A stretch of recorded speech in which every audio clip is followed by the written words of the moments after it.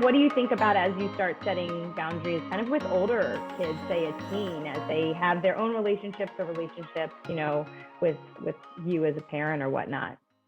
Yeah, I mean, I think borrowing from like the younger version is like when you can, like depersonalizing it. So I do a lot of like with parents, like training around like using the words like we don't do that in this family. So it's not just like Mm. you, child, made the mistake. It's just like Mm. we don't do that.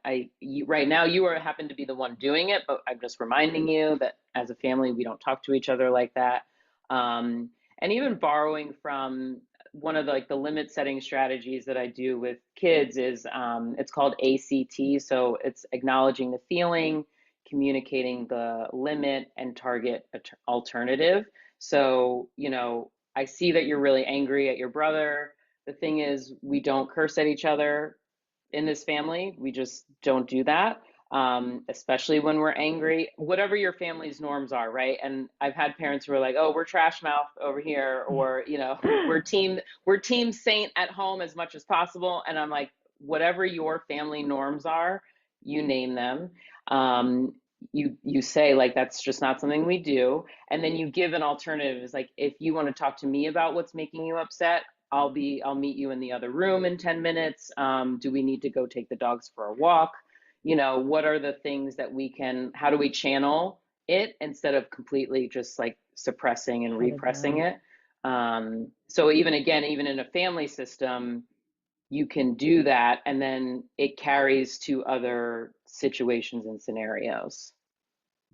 It's a great solution. And like you said, it gives them the skills for later, but also it's not like pointing a finger at them in that moment. It's kind of Hmm. having them look back at the playbook that everybody has to use. And you're Right. like, oh, yeah. But I like that also giving them an out to discuss it with you or talk through it. Hmm. I know sometimes my son's like, I don't want to talk anymore. I'm like, all right, well, when you're ready, we can talk about it, because they Right. can't always hear you in the moment. That's another Exactly. Yeah. If they're really huge thing. charged emotionally, you could even say like, you're in a place like you're really in your feelings right now. I think a walk might be helpful. I'm going to go, if you want to meet me in the backyard, we don't even have to talk. You also, as an adult, have to be comfortable with silence. And I think what parents, and even myself, like I get hung up, depending on like the severity and the frequency of the situation, it can feel like, oh my gosh, I must do something, and do something for us is to talk about it. But for kids and even like teenagers, it's like sometimes like the doing is movement, you know what I mean? Or creativity, like finding an outlet. Like with younger kids, I'll do like, let's draw it out, let's scribble it out. And some kids will be like, but this is just a scribble. And I'm like, we don't need to do anything with it. Like, we're not putting it in the MoMA. Like, we can just like scribble our anger out and then throw it in the garbage, or you can hang it up, however you want to process what's coming up for you, in a way, again, that's safe for everyone. Because that's the thing, I feel like kids sometimes, when they're really, I would call this like hyper aroused. So when I work with kids, I think a lot about the nervous system. Hyper aroused is just this very aggressive, watchful, vigilant, like fidgety state. And so they'll be like, oh, I can like throw this, right? I'm like, ooh, that's a hard thing. I think not a hard thing, but you're wanting to throw something. Here's this stuff. Or like, I have a pillow, like, here's a pillow, throw the pillow. Um, so again, you're kind of like giving them something to still like let the feeling get released without being like, just stop being upset, just stop being mad, just stop it. It's like, release it. Let's release it in some healthy, mutually satisfactory way. That, yeah. And right, like I feel like a lot of adults need those skills too. I'm like, I maybe do I too. should have Yeah. had I'm that like, oh my one, gosh, I was like, I can't do this in this way, Malia. You know better. But that's the thing, like we're saying too, is like when you are in a charged emotional place, it becomes harder to access the skills. But that's like, what we said with the book is like writing it down. And especially when you're writing it, I'm sure you're not in a state, or the child at least is not in a state of like anxiety or stress. So they're starting to pair some of these like neurons together of like, okay, when I'm in distress, this is what I do. It's muscle memory, right? Like, I'm sure like, a soldier or police officer doesn't really have to be like, all right, step one, do this. Step two, like it just becomes like rote memorization. Um, So, and kids are borrowing from us a regulated platform in which to like make decisions. And so we need to, for ourselves, we need to practice regulation. For me, I mean, my biggest advice to parents, it's so over advised, the breathing thing, and not even breathing like, hey, take a big breath with me. It's not that. It's like, I'm just like, just take the breath for you. We'll figure them out in 2 minutes, but like I'd be like, Marissa, like you're gonna breathe and then you're gonna think about what you're gonna do next.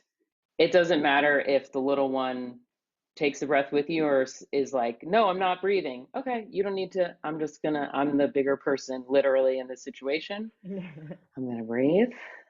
And maybe you get some water, you do something, because then again, you're modeling self coping and you're modeling impulse control, right? Is like, oh, I don't need to fix it right now. Sometimes I feel like there is this culture of like, fix it now, do it now, give me an answer now. And I think we really want to show kids like, actually, I need to think about it. In order to think about it, I need to be somewhat calm, right? Somewhat in a better headspace. So, um, especially for teenagers, they need that because they're so erratic. There's definitely like the hormonal component to that. There's brain development. There's so much like science, especially now that's coming out, that they're really like, you could be talking to a 14-year-old 1 minute, and then it feels like you're talking to a 4-year-old. And then you feel like you're talking to an 18-year-old because like the words they use and they're sponges, they're absorbing everything. And I'm like, wow, you're so wise. And then like the next thing you know, they're like drawing like, I don't know, kids do really weird things where they're like, I'm gonna write the alphabet. I'm like, you're 16, right? Like I know you know how to write the alphabet, but do you? Whatever helps you regulate, I'm gonna be right beside you. No, that there's so much there, and also I like the silence. I'm a talker, Me too. and even when I'm quiet, the kids pick up on it, and they're like, "Why are you quiet?" And I'm working on that breath, or I'm trying to not fill the air with like things they can't hear anyway, Right. Right. But it's okay to. I love the word modeling. I know it's you know it's so important, but to have them see and learn from you those healthy behaviors, but they can also learn the unhealthy ones, right? So if we Right. yell, my friend's like, oh my God, I yelled at my kid and they yelled back at me. I'm like, why wouldn't they yell back at you? Right. And You so showed them it's how to do it.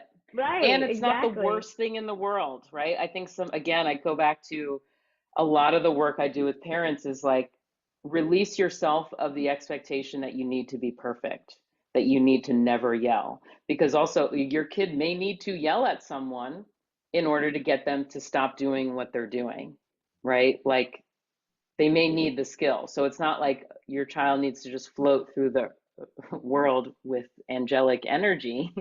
They may need somebody to like, they may need a skill within them to say, like, get away from me. Stop. I don't like this, right? Um, and so I think it has its benefits for sure.